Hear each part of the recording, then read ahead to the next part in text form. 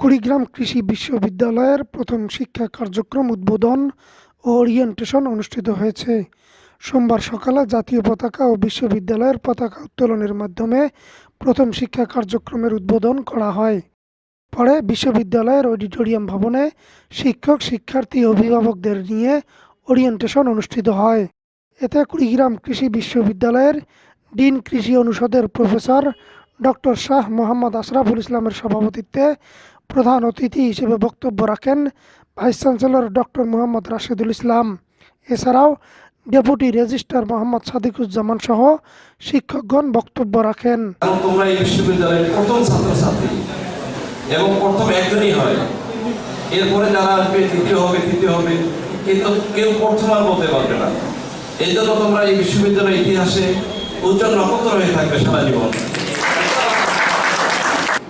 Dear student, congratulations on your brilliant success that you have been selected to get admission in this university among a bunch of talent students. It was highly competitive, that I know, and you have been passed in that exam. So once again, congratulations. এ সময় প্রথম শিক্ষাবর্ষের দুজন ছাত্রছাত্রী তাদের অনুভূতি ব্যক্ত করেন।